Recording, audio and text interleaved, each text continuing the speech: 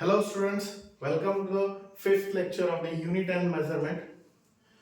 इससे पहले हम लोगों ने पहले 4 लेक्चर्स में यूनिट एंड मेजरमेंट के बारे में जो बेसिक कंसेप्ट थे उसके बारे में देखा. For example, what is the fundamental units, what is the derive units, what is the supplementary units. फिर उसके बाद हम लोगों ने उसमें डायमेंशनल एनालिसिस को पढ़ा, अलग अलग क्वेश्चन देखे, एप्लीकेशन ऑफ डायमेंशनल एनालिसिस को देखा. उसके बाद फिर हम लोगों ने एरर्स को स्टार्ट किया था. लास्ट फोर्थ लेक्चर में हम लोगों ने एरर्स के बारे में जब डिस्कस किया तब हम लोगों ने ये देखा था कि जो एरर होता है वो क्या होता है, the mistake occurs in the measurement process, क्योंकि चैप्टर का नेम ही मेजरमेंट है, ठीक है ना, यूनिट एंड मेजरमेंट. तो आप कोई भी मेजरमेंट प्रोसेस कर रहे हो और उसमें अगर कोई मिस्टेक हो जाता है just because of that person, employ, या फिर कोई इंस्ट्रूमेंट की वजह से, या फिर कोई भी और अननोन रीजंस की वजह से, तो उन्हें एरर बोला जाता है. या फिर अदर लैंग्वेज में बताया जाए, the difference between true value and measured value. Actually जो वैल्यू एक्सपेक्टेड होती है हमें, मान लीजिए कि हम लोगों ने किसी भी एक पर्टिकुलर चीज को एक पर्टिकुलर मेजरमेंट के साथ ऑर्डर किया है, वो उस उतने मेजरमेंट की ना बनते हुए उससे कम या ज्यादा की अगर बन जाए तो हम उसे क्या बोल सकते हैं, एरर बोल सकते हैं. ये हम लोगों ने लास्ट लेक्चर में देखा था. और एरर्स पर आने वाले कुछ कन्वेंशनल क्वेश्चंस के बारे में हमने देखा था, जहां पर आपको पहले मीन एरर कैलकुलेट करना था, उसके बाद एब्सोल्यूट मीन एरर कैलकुलेट करना था, फिर उसके बाद आपको कैलकुलेट करना था relative error and after that the percentage error. ये सब अगर आपको समझ में आ चुका है तो आज फिर हम एरर्स के बारे में आगे के और अदर टॉपिक्स के बारे में बात करेंगे, जस्ट लाइक प्रोपोगेशन इन दी एरर्स. एरर्स को सॉल्व करते वक्त कुछ ऐसे रूल्स हैं जिसे हमें फॉलो करना है, तो उसके बारे में आज हम देखेंगे पहले, फिर आगे की न्यूमेरिक्स को स्टार्ट करेंगे. तो आपका नोटबुक और पेन निकाल लीजिए और आगे के नोट्स को नोट डाउन करना स्टार्ट कर दीजिए, ठीक है. So let's start propagation in the errors. Okay, heading दीजिए.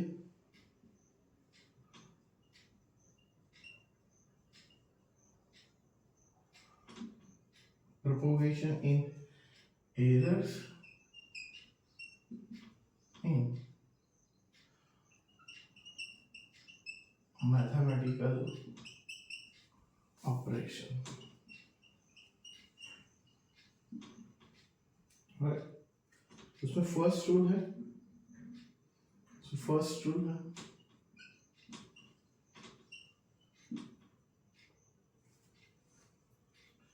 errors in sum or difference.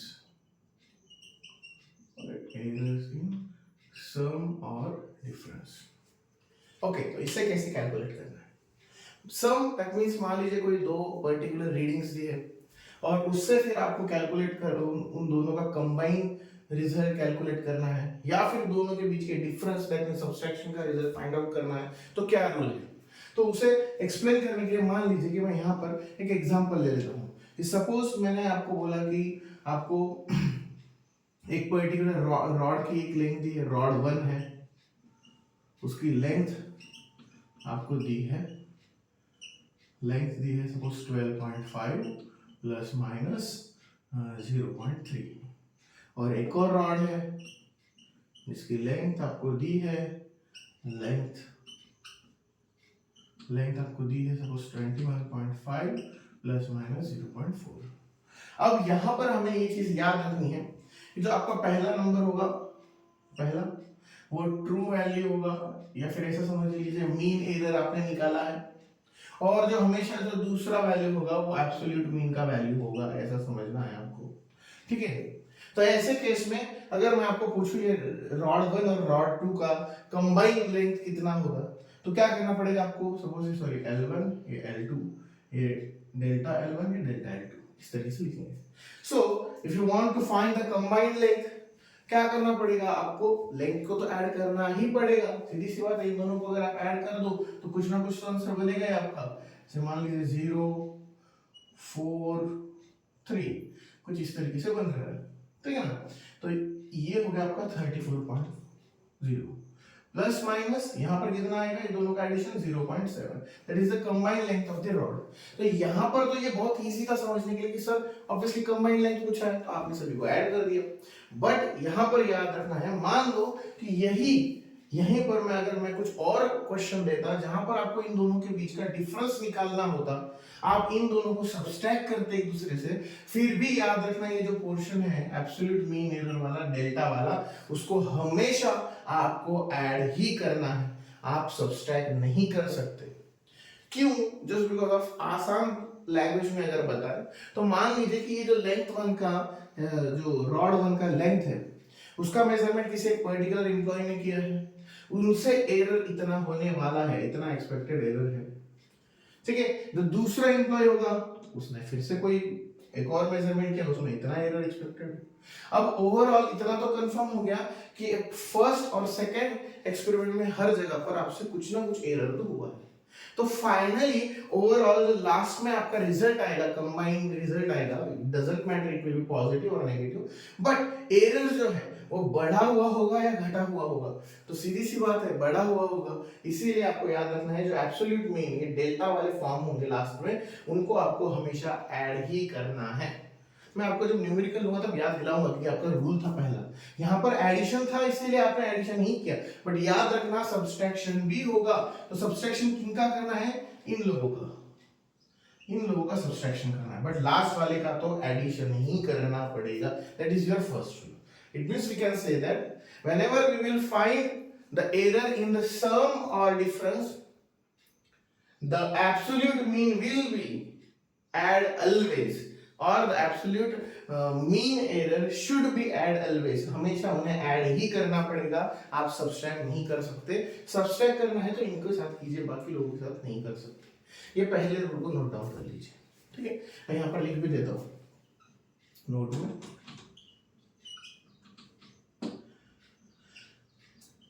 in the measurement of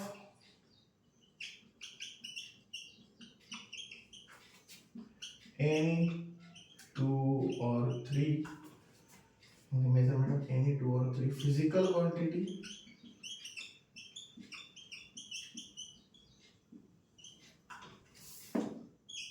where both will add or subtract, but absolute error should be always add, absolute error हमेशा add ही करना पड़ेगा। Note down कर लीजिए, पहले देख लेंगे ये दे रहा है, सही। चलो ये नोट डाउन कर लिया है आपने, तो फिर सेकंड रूल पर आते हैं।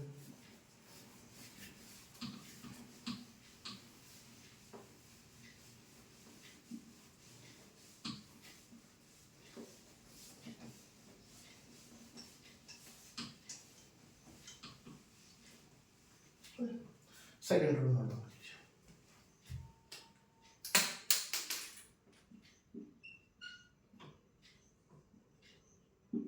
सेकंड रूल के बारे में मान लेते हैं कि आपको कोई भी दो फिजिकल क्वांटिटीज दी है, okay.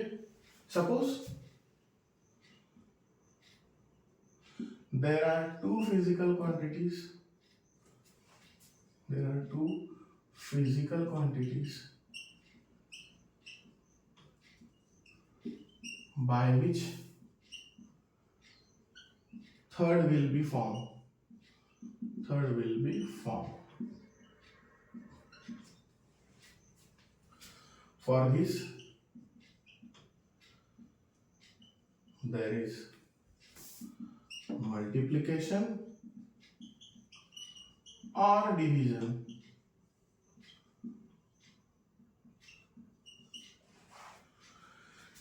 is done between them, but for absolute mean error, for the mean absolute error क्या बोला था लास्ट टाइम, सम हो या डिफरेंस हो आपको ऐड ही करना पड़ेगा। यहाँ पर भी वही है, आप मल्टीप्लाई कीजिए या डिवाइड कीजिए, but absolute mean error will always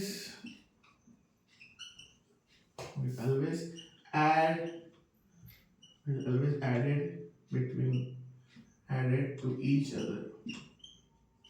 आपको उसको हमेशा ऐड ही करना पड़ेगा। एक एग्जांपल के तौर पे ले लेते हैं। एग्जांपल है, जैसे मान लो कि आपको अगर बोला है कि डिस्टेंस इतना इतना दिया है, डिस्टेंस सपोज डिस्टेंस दिया है मीटर, टाइम दिया है 5.7 0.1 सेकंड, ऐसा कुछ तो दिया है और आपको बोला था स्पीड निकालिए। ओके, स्पीड निकालिए। स्पीड इज इक्वल टू क्या फॉर्मूला है आपका, डिस्टेंस अपॉन टाइम। चलो तो डिस्टेंस का जो ट्रू वैल्यू है वो कितना है यहाँ पर, डिस्टेंस का true value 13.8 divided by time का ट्रू वैल्यू कितना है 5.7। आप इसको डिवाइड करके जो भी आंसर निकालिए चलेगा, बट आपको जब स्पीड को मान लो मैं अगर s से दिखाता हूं तो आपको जब डेल्टा s निकालने की नौबत आएगी, क्योंकि आपको डिस्टेंस अगर ट्रू प्लस माइनस एब्सोल्यूट के फॉर्म में दिया है, ये डिस्टेंस सपोज ऐसे पकड़ लेते हैं d plus minus delta D, time अगर आपको t plus minus delta t के फॉर्म में दिया है, तो स्पीड भी तो हमें s plus minus delta s के फॉर्म में निकालना पड़ेगा, s plus minus delta s। तो यहां से तो जो आपकी आई वो स्पीड s है, डेल्टा s कैसे निकालोगे, delta s upon s is equal to delta d upon d plus delta t upon t।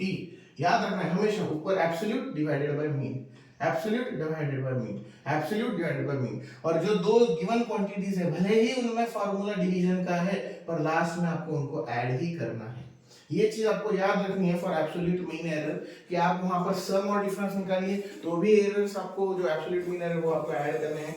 आपको भले ही मल्टीप्लिकेशन या डिवीजन का रूल है फिर भी आपको ऐड ही करना है। ये सेकंड रूल नोट डाउन कर लीजिए, फिर थर्ड के बारे में बात करते हैं।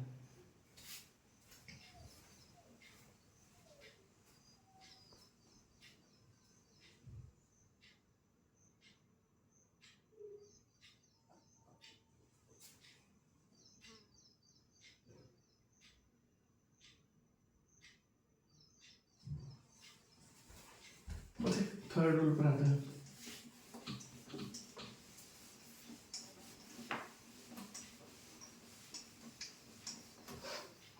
Third and last rule for the rule error measurement. फिर तुरंत इस पर न्यूमेरिकल देखेंगे हम। ओके, थर्ड रूल ये है कि मान लो किसी भी एक फ्रैक्शनल फॉर्म में अगर आपको एरर दिया है और उसको कुछ पावर्स के फॉर्म में दिया है, so we can say that suppose the maximum fractional error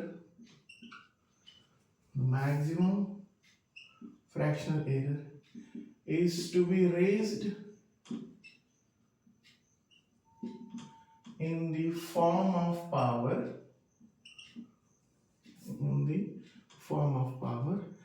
then absolute mean error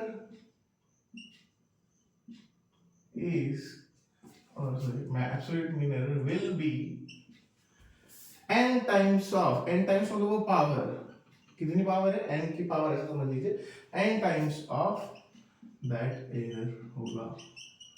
अगर आसान भाषा में समझाया जाए, सपोज ऐसा नहीं समझ में आ रहा है, मान लो कि अगर आपको वॉल्यूम निकालने को बोला है, उसके लिए आपको लेंथ दी है कोई भी एक चीज की, जैसे हम ऐसा समझ लेते हैं कि क्यूब दिया है आपको, और क्यूब में बोला गया है कि क्यूब की लेंथ कितनी है, तो सपोज 5 प्लस माइनस 0.2 मीटर। अब बोला जाए कि वॉल्यूम निकालिए, तो वॉल्यूम तो कैसे निकाल लोगे आप लोग, volume is equal to side, ये सपोज साइड एल ही लिया, ओके, वॉल्यूम को कैसे निकालते हैं, एल क्यूब करके निकालते हैं।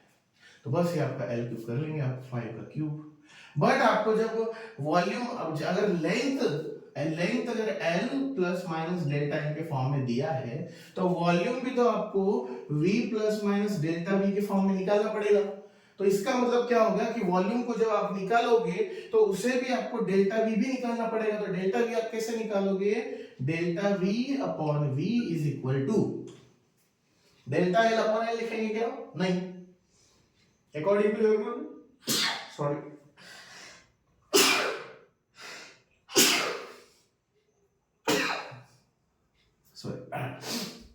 अकॉर्डिंग टू रूल अगर किसी भी फॉर्मूले में किसी भी क्वांटिटी की पावर होगी तो उसको आप क्या करोगे,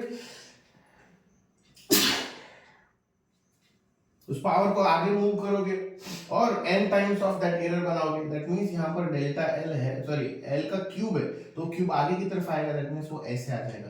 पहले हम कैसे लिख रहे थे normally, suppose delta V by V is equal to delta L by L plus और कुछ होगा तो वो, पर यहां पर एल की पावर 3 है तो उसको आगे लाना पड़ेगा। मान लीजिए एरिया निकालना होता तो एरिया कैसे निकालते हैं, delta A by A is equal to, area में एल स्क्वायर होता है ना, लेंथ का स्क्वायर, तो उस स्क्वायर को स्क्वायर मतलब 2 को आगे लाते हैं और डेल्टा एल बाई एल ऐसे रिप्रेजेंट करते हैं। सो आई होप सो तीसरा रूल भी आपको समझ में आ गया हो, और शायद अगर ये थ्योरेटिकली आपको ना समझ में आया तो क्वेश्चन इसके बहुत इजी होते हैं, बस एक बार आपको समझ में आ रहा है कि आपको कैसे कैलकुलेट करना है। पहले ये नोट डाउन कर लीजिए, फिर इसके बाद हम लोग क्वेश्चन देखेंगे इसी चीज पर, एरर एनालिसिस पर।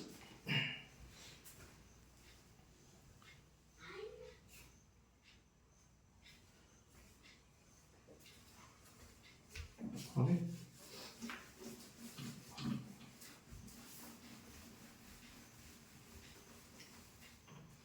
चलिए क्वेश्चन लेते हैं।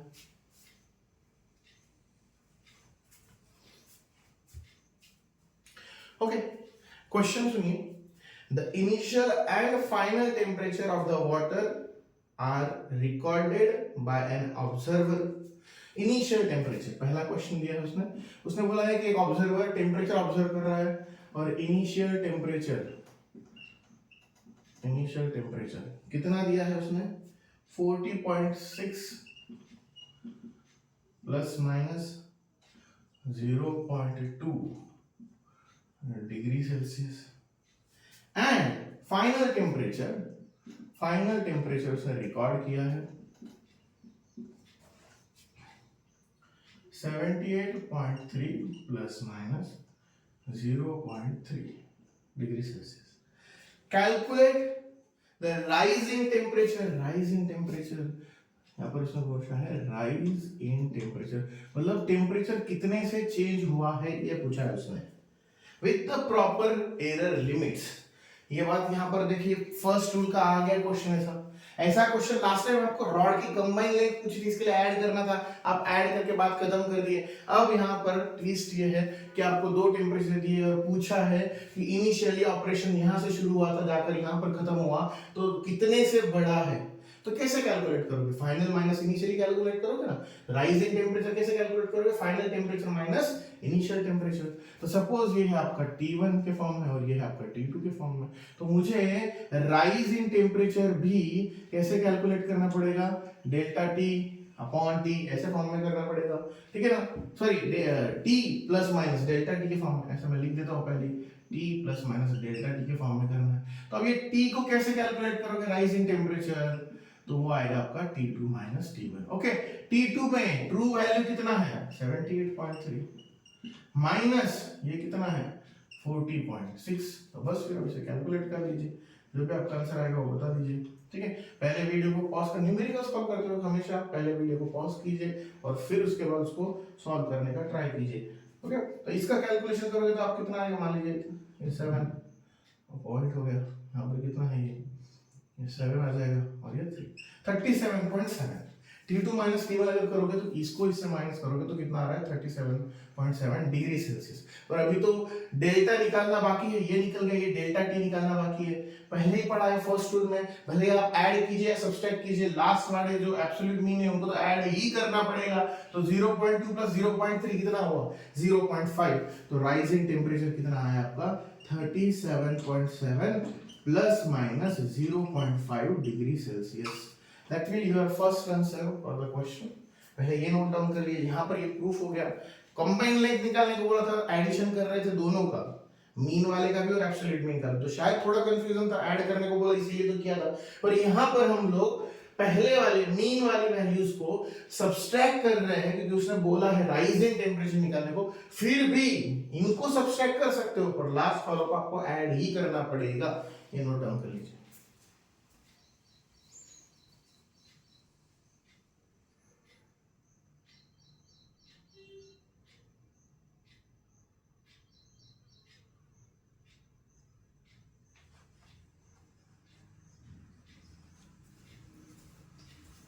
चलो ठीक है, नोट डाउन अगर हो गया तो नेक्स्ट क्वेश्चन पर आता है।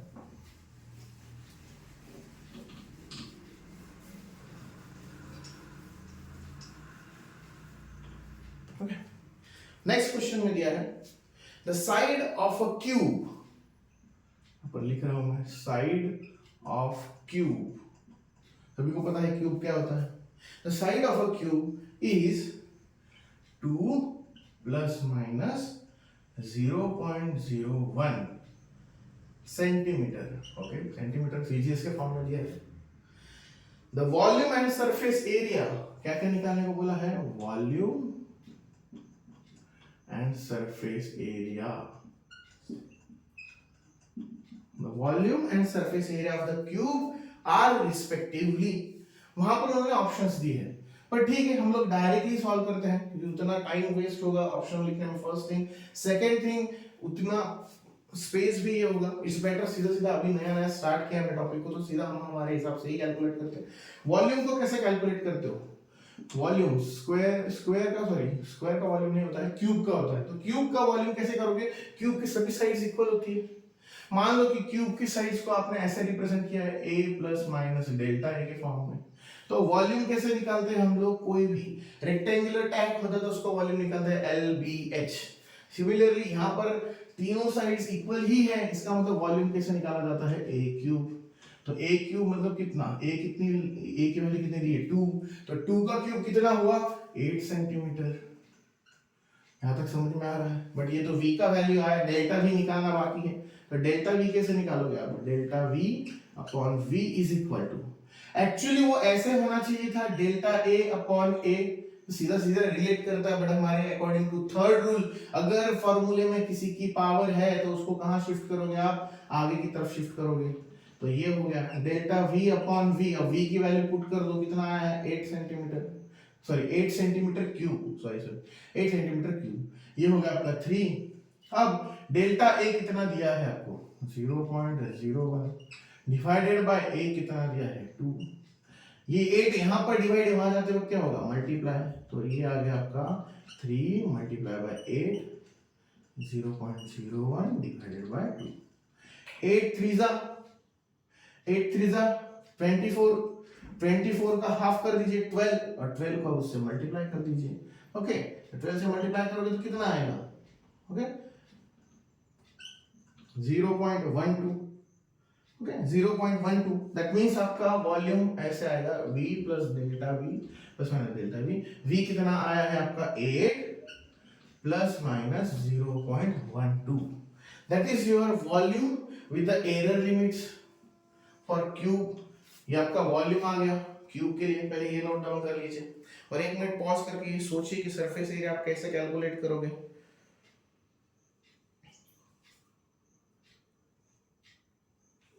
अब सरफेस एरिया के बारे में अगर आपने सोच लिया है तो surface area is equal to, कितने सरफेस होते हैं क्यूब को 6, दैट मींस 6, तो फार्मूला क्या आता है सरफेस एरिया का 6a²। इस तरीके से सिर्फ एरिया निकालने को अगर बोला क्यूब नहीं होता है स्क्वायर होता तो एरिया कैसे निकाला जाता है a², बट क्यूब है 6 अलग अलग फेसेस होते हैं और सरफेस एरिया निकालना है इसके लिए 6a²। अब यहाँ पर 6 इंटू a की वैल्यू कितनी दी है 2, उसका स्क्वायर, 2 का स्क्वायर कितना 4 6 24, देयरफॉर 24 सेंटीमीटर स्क्वायर, ये आ गया आपका सरफेस एरिया। बट हमें विद एरर लिमिट्स निकालना है तो क्या करना पड़ेगा, मान लीजिए फिलहाल के लिए मैं यहाँ पर जिस लैंग्वेज को यूज किया वैसे लिख रहा हूँ, डेल्टा ऐसे, that means absolute mean error in the surface area divided by surface area is equal to ये फार्मूला। दिस इज, देखो यहाँ पर वॉल्यूम का फार्मूला क्या था, v is equal to a cube, तो हमने डेल्टा v बाय v इसको आगे ले लिया और बात खत्म। यहाँ पर क्या हो रहा है कि फार्मूले में 6a² आ रहा है, बट फार्मूले में अगर कोई भी कांस्टेंट नंबर हो तो याद रखना उसे एरर लिमिट्स के साथ इन्वॉल्व नहीं किया जाता। अब एरर लिमिट डेल्टा ऐसे निकाल रहा हूं तो 6 यहां पर कंसीडर नहीं किया जाएगा just because of it is a constant number, उसे कंसीडर नहीं करना है आपको, क्रॉस कर दे। बचा क्या, सिर्फ a², पावर का रूल यूज कीजिए, पावर को आगे की तरफ शिफ्ट कीजिए और ये आ गया आपका डेल्टा a बाय a। बस हमेशा एरर लिमिट्स में जिन बच्चों ने पहले भी बहुत सारे क्वेश्चन सॉल्व किए हैं उनके एक एग्जांपल बोल देता हूं कि जहां जहां फार्मूले में कांस्टेंट नंबर आया है, जैसे स्टोक्स लॉ में पहले 6 पाई आता है तो 6 पाई कंसीडर नहीं करते हम लोग एरर लिमिट सॉल्व करते वक्त। उसके अलावा मान लीजिए कि हम लोग अगर ग्रेविटेशनल फोर्स के बारे में बात करें, यूनिवर्सल लॉ ऑफ ग्रेविटेशन, वहां पर g का वैल्यू फिक्स है 6.67 × 10⁻11। तो ऐसे कांस्टेंट नंबर को हमने यहाँ पर error, specially absolute mean error में वहां पर उन्हें कंसीडर नहीं किया जाता। तो हम वैल्यू पुट करना स्टार्ट करिए। Delta S A upon S A कितना आया है 24, ये 2। डेल्टा ए कितना दिया है, डेल्टा ए 0.01 डिवाइडेड बाय 2। बस अब ये कैंसिल कर दीजिए, इसको वहां शिफ्ट कर दीजिए। Delta S A is equal to क्या है 24 मल्टीप्लाई बाय 0.01। तो वो कितना आया, उस हिसाब से अगर देखा जाए तो वो कितना आएगा आपका 0.24। 0.24 तो सरफेस एरिया को कैसे रिप्रेजेंट करेंगे आप लोग, ओरिजिनल वैल्यू आई थी 24, true value plus minus 0.24 centimetre square. I hope तो समझ में आ गया, नोट डाउन कर लीजिए। ये किस चीज का एग्जांपल था, बहुत सारे रूल एक साथ यूज हो गए। यहाँ पर पहला जो क्वेश्चन था उसमें सम और डिफरेंस वाला था, यहाँ पर देख लीजिए रूल स्क्वायर क्यूब लेकिन मल्टीप्लाई वाले थे, और फिर भी पावर को आगे लाना पड़ा, मतलब सेकंड और थर्ड दोनों रूल यूज हुए इधर के। नोट डाउन कर लीजिए, फिर नेक्स्ट क्वेश्चन की तरफ आते हैं।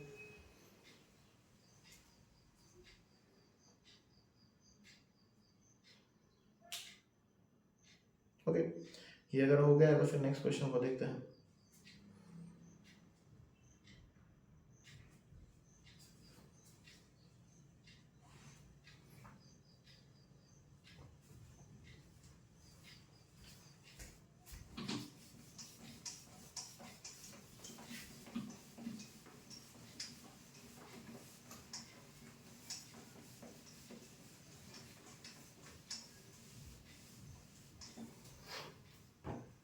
ठीक है, नेक्स्ट क्वेश्चन लीजिए। वहां पर बोला है कि a thin copper wire of length L, एक कॉपर वायर ली है, कॉपर वायर इसका लेंथ कैपिटल L बोला है उसने। कई बार क्वेश्चन को ध्यान से देखिए, पढ़िए उसको कि क्या बोला है उसने। एक मिनट दिखाई दे रहा है, okay. Thin copper wire length L, increase in the length bye 2%। आपको क्या बोला है, लेंथ में जो इंक्रीमेंट हुआ है वो कितने परसेंट का है, 2%। यहाँ पर लिख देता हूँ, इंक्रीज इन लेंथ कितने परसेंट है, 2%। उसके बाद बोला गया है when it is heated by T1 to T2, हाँ heated by T1 to T2 मतलब टेम्परेचर T1 से T2 तक आपने इसको हीट किया है।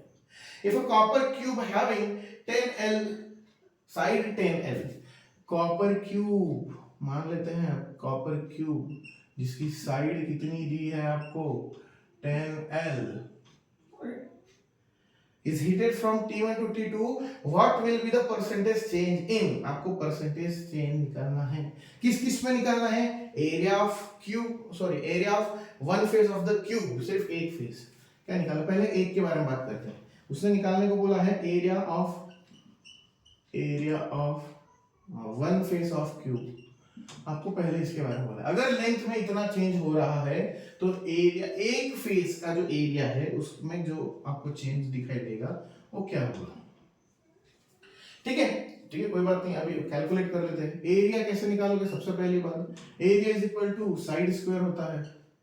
साइड स्क्वायर मतलब साइड कितनी है आपकी 10L, उसका स्क्वायर कितना आएगा, 10 का स्क्वायर आपका हो गया 100 और L का स्क्वायर L स्क्वायर। इतना समझ में आ गया, पहले ये नोट डाउन कीजिए। अब ये सोचिए कि एरिया को आप कैसे निकालोगे, ठीक है, ओके।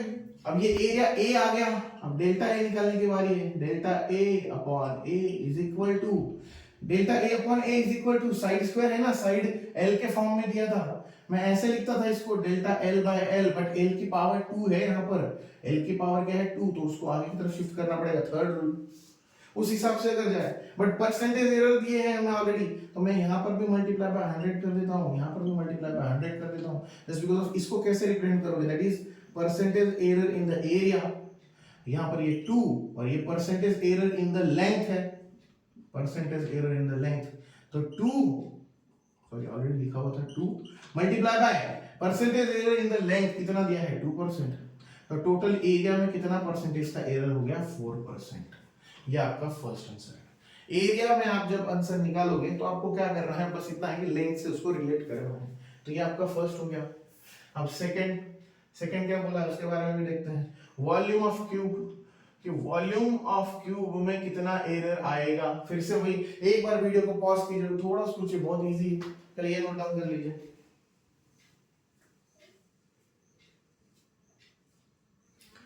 चलो हो गया है। तो फिर क्या करना पड़ेगा? वॉल्यूम अगर कैलकुलेट कर रहे हो आप लोग तो वॉल्यूम कैसे कैलकुलेट करते हैं? साइड क्यूब, तो बता दिए 10L का क्यूब। 10 का क्यूब कितना आएगा? 10 इंटू 10 इंटू 10 दैट मींस 1000। तो ये हो गया आपका 1000 और ये L क्यूब। अब रहा सवाल इस चीज का कि सिमिलरली अगर मुझे डेल्टा V निकालना है फॉर वॉल्यूम, मैं ऐसे लिख देता हूँ delta V by V multiply by 100 is equal to, ये यहाँ पर पावर कितनी आएगी? 3, वो 3 आगे ले लीजिए, delta L by L multiply by 100। इसे कैसे लिखोगे आप? Percentage error in the volume is equal to 3 percentage error in the length. Percentage error in the length कितना है? Percentage error in the length 2%। तो ये आ गया आपका 2%। मतलब टोटल वॉल्यूम में कितना परसेंटेज एरर आएगा? 6% आएगा। वेरी इजी क्वेश्चंस, पहले इसे नोट डाउन कर लीजिए। फिर और एक नेक्स्ट क्वेश्चन देखते हैं हम लोग।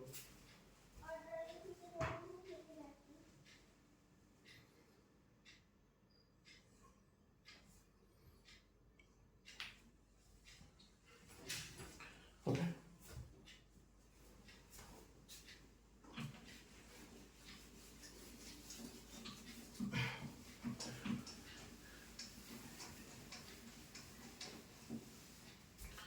जल्दी जल्दी और 2-3 क्वेश्चन देखते हैं। एक और क्वेश्चन है, यहाँ पर बोला गया है 2 rods। क्वेश्चन है 2 rods have length are measured as, पहले का length L1 suppose 1.80 plus minus 0.2 metre and second length L2 equal to 2.3 plus minus 0.1 metre. फिर बोलता है वो calculate combined length. Combined length मतलब क्या? L1 प्लस L2 कितना होगा? निकालिए बोले। बहुत इजी क्वेश्चन है, क्या करना पड़ेगा? सीधा सीधा L1 प्लस L2 अगर निकाल रहे हो तो इन दोनों को ऐड कर दो। ये कितना हो गया? 1, यहाँ पर 1 carry, that means 4.1 plus minus error limits को ऐड करना पड़ता है इसके लिए। ये आपका आंसर है 4.1 plus minus, sorry error limits plus minus 0.3। यहाँ पर इन चीज का मीनिंग क्या है समझ लीजिए। ट्रू वैल्यू से एक्सपेक्टेड है 1.8 मीटर होना चाहिए, बट वो कितना एरर एडजस्ट कर सकते हैं? 1.2 प्लस 0.2 मतलब कितना? सॉरी 1.8 प्लस 0.2 मतलब 2, या फिर 1.8 माइनस 0.2 1.6। 1.6 से लेकर 2 के बीच में जो भी वैल्यू आएगी वो एडजस्ट कर सकते हैं, इतना चलेगा एरर, उससे ज्यादा एरर नहीं चलने वाला। ये उसका मीनिंग है, ये नोट डाउन कर लीजिए। फिर और एक क्वेश्चन देखते हैं। ओके,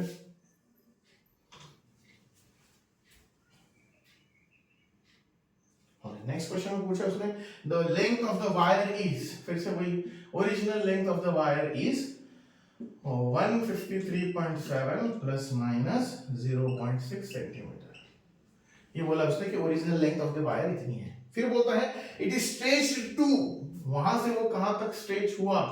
वो दिया है 155.3 plus minus 0.2 centimetre. So what is the elongation? Elongation मतलब कितना? Delta L। डेल्टा L मतलब कितना? L2 minus L1। आपको ये कैलकुलेट करने को बोला गया है कि इनमें elongation कितना प्रोड्यूस हुआ है, वो कर लीजिए। क्या करना पड़ेगा? सब्सट्रैक्शन करना पड़ेगा। 1 मिनट के लिए पॉज कर दीजिए और थोड़ा सा सोचिए, फिर उसके बाद उसे सॉल्व करने का ट्राई कीजिए। ओके, elongation निकालने को बोला L2 माइनस L1। सीधी सी बात है, इसको इससे माइनस करना पड़ेगा। मैं लिख देता हूं पहले L2 155.3 plus minus 0.2 minus 153.7 plus minus 0.6। चलिए तो इसको इससे सब्सट्रैक्ट करना स्टार्ट कर दीजिए। सपोज 13 7 आएगा 6 1 और बाकी तो 0 मतलब 1.6। इसमें से आप जब इसे माइनस करोगे तो कितना आ रहा है? 1.6। प्लस माइनस हमने रूल पढ़ा है, पहले वालों को सब्सट्रैक्ट करो, प्लस करो, मल्टीप्लाई करो, डिवाइड करो, पर एरर को तो आपको ऐड ही करना है। तो 0.2 प्लस 0.6 कितना हो गया? 0.8 सेंटीमीटर।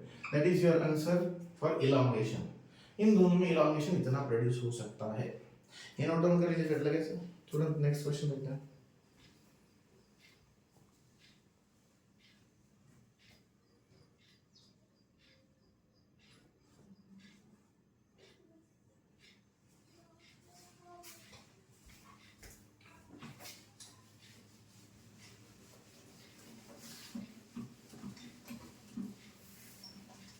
यहाँ पर और एक क्वेश्चन दिया है, इसमें आप देखो कौन सा रूल यूज करोगे। एन ऑब्जेक्ट कवर्स, क्वेश्चन दिया है an object covers 16 plus minus 0.4 metre, 16 plus minus 0.4 metre. ये क्या दिया है गिवन में? एक्चुअली ये डिस्टेंस दिया है आपको। डिस्टेंस कितना दिया है कि एक ऑब्जेक्ट इतना डिस्टेंस कवर कर रहा है 16 प्लस माइनस 0.4 मीटर इन कितने सेकेंड्स, टाइम दिया है उसने 4 plus minus 0.2 seconds. Find out its speed, speed निकालिए। स्पीड के लिए फिलहाल मैं यहाँ पर s लिख दे रहा हूँ, इसके लिए s। यहाँ पर देखो डिवीजन का रूल आएगा, फिर भी प्लस करना पड़ेगा। अब यहाँ पर क्या फार्मूला आएगा आपका? स्पीड का फार्मूला आएगा, speed is equal to distance upon time. What is the distance? That is 16 divided by 4। 16 divided by 4 कितना आया? ऑब्वियसली कितना आंसर आएगा? 4। स्पीड का जो आपका ट्रू वैल्यू है वो कितना आएगा? 4 मीटर पर सेकंड, क्योंकि यहाँ पर मीटर पर सेकंड के फॉर्म में दिया है। बट अगर मुझे स्पीड का एरर भी कैलकुलेट करना है तो कैसे रिप्रेजेंट करना पड़ेगा? यहाँ पर फॉर्मूला देखिए डिवीजन का था, फिर भी एरर निकालने के लिए एडिशन करना पड़ेगा। Delta S by S is equal to delta D by D plus delta T by T, क्योंकि यहाँ पर ये जो स्पीड बना है कितने क्वांटिटीज से बना है? दो, एक डिस्टेंस और एक टाइम। तो डिस्टेंस का distance with errors plus time with errors हो गया यहाँ तक। ये डेल्टा एस अपॉन एस का वैल्यू कितना है? एस का value 4। Okay, what is the delta D? 0.4 divided by ये कितना हो गया आपका?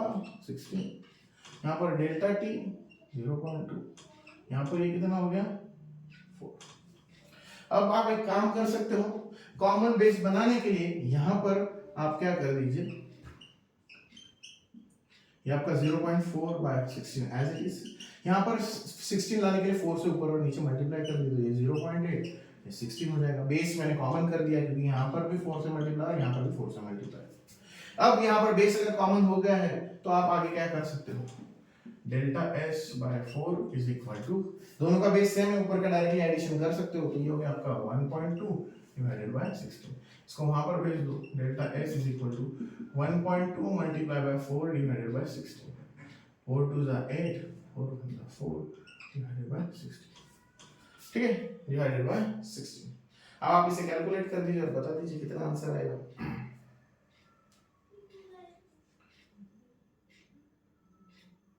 4 आया है, ये यस सही है। ओके, इसको आप कैलकुलेट करोगे तो कितना आएगा? 0.3। दैट मींस स्पीड का जो एरर लिमिट के साथ जो वैल्यू आएगा वो कितना होगा? 4 प्लस माइनस 0.3 मीटर पर सेकेंड। ये आपका आंसर आएगा फॉर द स्पीड। ये कैलकुलेट करने के बाद अब नेक्स्ट क्वेश्चन की तरफ जाते हैं। पहले ये नोट डाउन कर लीजिए।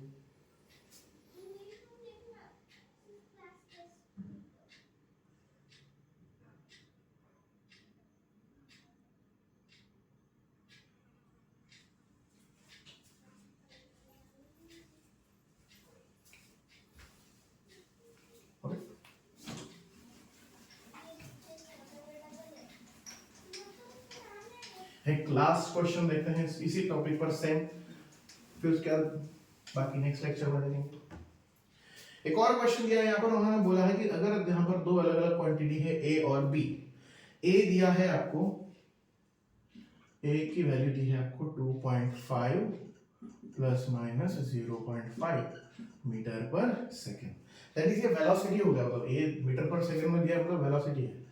बी का वैल्यू दिया है 0.10 प्लस माइनस 0.01 मीटर, नहीं सॉरी सेकेंड, मतलब ये टाइम दिया है आपको और आपको बोला है ए बी निकालिए। इसका मतलब वो डिस्टेंस निकालने को बोल रहा है क्योंकि ये वेलोसिटी है। देखो याद होगा वेलोसिटी इज इक्वल टू क्या होता है आपका? Displacement upon time. अगर मैं इस वेलोसिटी से इसको मल्टीप्लाई कर दूं, क्योंकि उसने बोला है ए बी निकालिए, तो इसको इससे मल्टीप्लाई कर दूं तो क्या मिलेगा भाई? डिस्प्लेसमेंट मिलेगा, सही है। उसने बोला है ए बी निकालिए विद एरर लिमिट्स, मतलब A B plus minus delta A B. तो पहले ए बी कैसे निकालोगे, ए की ओरिजिनल वैल्यू 2.5 मल्टीप्लाई बाय 0.10, ठीक है। हाँ, अब इसको आप कैसे रिप्रेजेंट कर सकते हो, मान लो डेसिमल्स का कोई इशू है तो ये 25/10, और इसको आप कैसे रिप्रेजेंट कर सकते हो बताओ, 10/100, इस तरीके से कर सकते हो। मल्टीप्लाई कर दो, ये आपका 250 हो गया और ये आपका 1000 हो गया। 1000 that means 0.250 A B metre में। पहले ये लिख लीजिए। अब डेल्टा ए बी कैसे निकालोगे वो सोचिए। ए बी निकालने के बाद अब आपको उसकी एरर लिमिट्स निकालनी है, दैट इज उसकी एरर लिमिट निकालनी है, that is delta A B. Okay, अब डेल्टा ए बी निकालने के लिए आप क्या करोगे, delta A B divided by A B is equal to delta A upon A plus delta B upon B. Delta A B as it is रख दीजिए, A B का value 0.250 is equal to delta A कितना दिया है 0.5 divided bye 2.5 plus minus 0.01 divided by 0.10। बस आपको इसे calculate करके डेल्टा ए बी की वैल्यू बतानी है। आप इसे कमेंट बॉक्स में करके बताइए कितना आता है, ठीक है। आई होप सो आज की सभी टॉपिक आपको समझ में आए होंगे। एरर्स के बारे में जितना भी हमने पढ़ा है वो समझ में आएगा। इसमें और भी कुछ ऐसे फॉर्मेट हैं जो हमें नेक्स्ट लेक्चर में देखने हैं। Next lecture will be our last lecture for conventional theoretical concept. Last lecture होगा जिसमें हम लोग एरर्स के बारे में सेम कुछ और थोड़े से क्वेश्चन देखेंगे। उसके बाद फिर हम लोग दो जो इम्पोर्टेंट टॉपिक है जिस पर लास्ट में हम एक्सपेक्ट करते हैं कि उसमें उस पर क्वेश्चन आएंगे, वो कौन से होंगे, तो वो होंगे आपके सिग्निफिकेंट फिगर्स और राउंड ऑफ। उसके बाद नियर अबाउट ये चैप्टर खत्म हो जाएगा। इसमें इसी चैप्टर में कुछ कुछ बुक्स में आपको और अलग से एक टॉपिक दिखाई देगा which is least count of the different instruments for vernier caliper, for micrometer वगैरह वगैरह, पर उसे हम लोग थोड़ा डिटेल में अलग से डिस्कस करेंगे।